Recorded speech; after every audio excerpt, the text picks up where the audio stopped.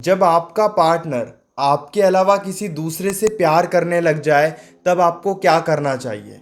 एक रिश्ते में ये सबसे दर्दनाक समय होता है जब हम ये देखते हैं कि हमारा पार्टनर अब किसी और से प्यार कर रहा है। हम काफ़ी ज़्यादा दुखी रहने लगते हैं, उस इंसान को समझाने की कोशिश करते हैं, सिचुएशन को समझने की कोशिश करते हैं, लेकिन हमें ये समझ नहीं आता कि आखिर इस सिचुएशन में हमें क्या करना चाहिए। नमस्कार दोस्तों, मैं हूँ श्रावण। आप देख रहे हो श्रावण की बातें। अब आप हर एक बात को बहुत ही ध्यान से समझने की कोशिश करना। सबसे पहले आप खुद को समझो, क्या आपको उनके ऊपर शक है या आपको सच में पता है कि वो किसी इंसान के साथ प्यार कर रहे हैं, किसी और दूसरे के साथ बात कर रहे हैं। कई बार क्या होता है ना, हमारे मन में शक होता है, हमें बिल्कुल सही गलत का पता नहीं चलता है, हमें ये नहीं पता चलता है कि वो सच में हमें धोखा दे रहे हैं या फिर नहीं। अब इस सिचुएशन में हमें क्या करना चाहिए, थोड़ा उन्हें एनालाइज करो, थोड़ा उनकी एक्टिविटी पर ध्यान दो। बार बार उन्हें ये मत बताओ कि आप उनके ऊपर शक कर रहे हो।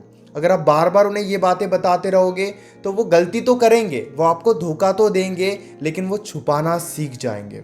इसीलिए कहते हैं, अगर आपको किसी का सच जानना है तो उसके ऊपर आंख बंद करके विश्वास करो। उन्हें यह एहसास दिलवाओ कि आप उनके ऊपर बहुत ज़्यादा ट्रस्ट कर रहे हो अगर वो कोई गलती करते हैं, ताकि उनकी गलती आपके सामने आए। बार बार उन्हें बताते रहोगे तो फिर वो बहुत ही चालाकी से आपको धोखा देंगे और उनका सच आपके सामने भी नहीं आने देंगे।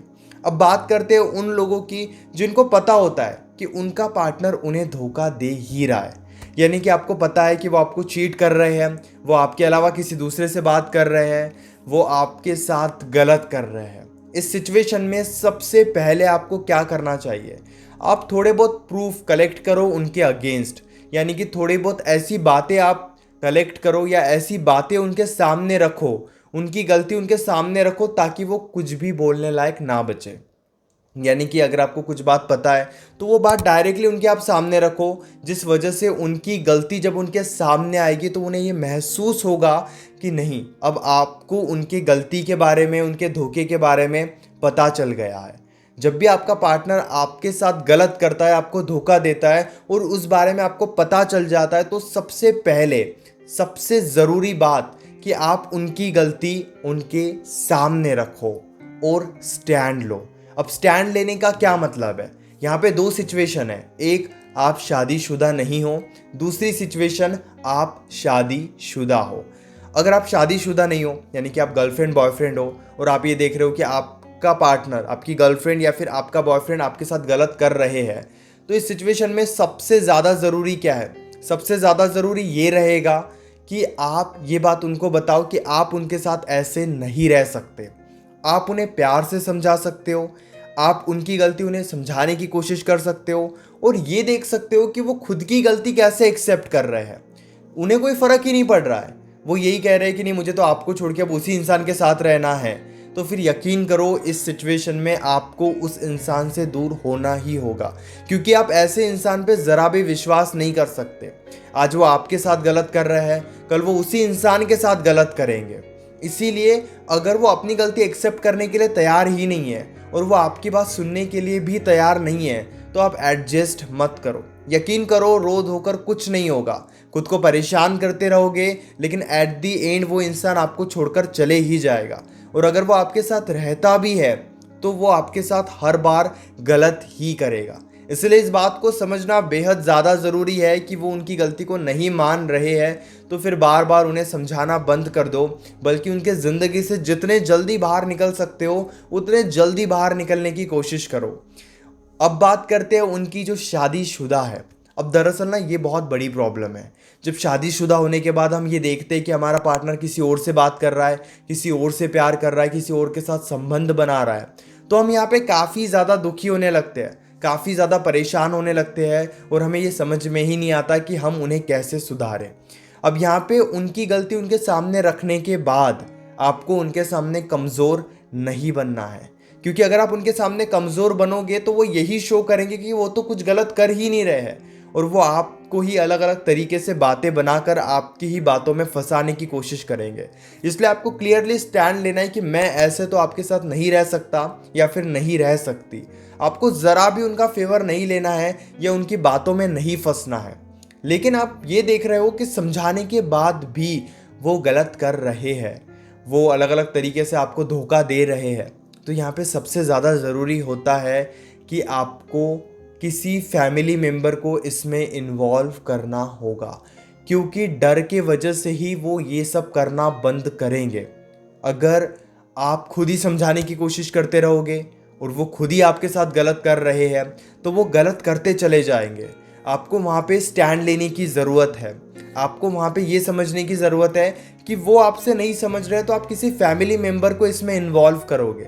वो आपके साइड से आपके पेरेंट्स हो सकते हैं या फिर आपके भाई हो सकते हैं जो इस सिचुएशन को अंडरस्टैंड करें, लेकिन किसी ना किसी फैमिली मेम्बर को इसमें इन्वॉल्व करना ही होगा ताकि उनके मन में डर बैठ जाए और वो ये गलती बार बार ना करे। ये समझना ज़रूरी है। लेकिन ऐसी सिचुएशन में अरेंज मैरिज वालों का थोड़ा फ़ायदा होता है क्योंकि फैमिली उनके साथ होती है, लेकिन लव मैरिज वाले फंस जाते हैं।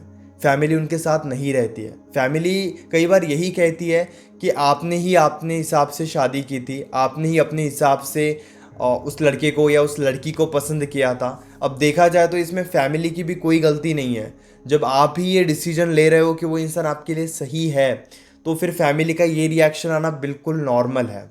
लेकिन लव मैरिजेस में भी फैमिली को आप थोड़ा कन्विंस कर सकते हो कि वो आकर आपकी हेल्प करे या वो उनके मन में डर बैठाए कि वो बार बार गलत ना करे। क्योंकि आपको यहाँ पे ये बात समझने की ज़रूरत है कि बार बार अगर पार्टनर आपके साथ गलत कर रहा है तो आपको एक बार तो स्टैंड लेना ही होगा। और अगर आपकी शादी को ज़्यादा टाइम नहीं हुआ है तो आप डिवोर्स की बात भी कर सकते हो। मैं ये नहीं कह रहा हूँ जाकर सीधा डिवोर्स कर लो, जाकर सीधा उन्हें छोड़ दो, नहीं। आपको लेकिन डर बैठाने के लिए ये करना ही होगा। अगर आपकी शादी को ज़्यादा टाइम नहीं हुआ है, 2-3 महीने में ही उनके सारी सच आपके सामने आए हैं, तो आप ये स्टैंड भी ले सकते हो। लेकिन जितना हो सके पहले समझाने की कोशिश करो, फैमिली के थ्रू समझाने की कोशिश करो और उनको एनालाइज करो। ऐसा नहीं कि एक ही बार में वो समझ जाएंगे, एक बार में वो नहीं समझेंगे, वो भी थोड़ा वक्त लेंगे। लेकिन आप क्या कर सकते हो यहाँ पर, आप उन्हें थोड़ा एनालाइज कर सकते हो, थोड़ा देख सकते हो क्या वो सच में अपने आप में बदलाव लेकर आ रहे हैं या फिर नहीं। अगर वो बदलाव लेकर नहीं आ रहे हैं तो फिर आपको बदलना होगा। लेकिन एडजस्ट करके मत रहो, यही एडवाइस मेरे साइड से रहेगी।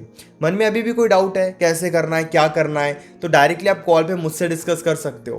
पेड कंसल्टेशन के लिए आप मुझे व्हाट्सएप पर मैसेज कर सकते हो 9834250097 इस नंबर पर। आप जैसे ही व्हाट्सएप पर मैसेज करोगे 30 मिनट्स में आपको मेरी टीम के साइड से रिस्पॉन्स आ जाएगा।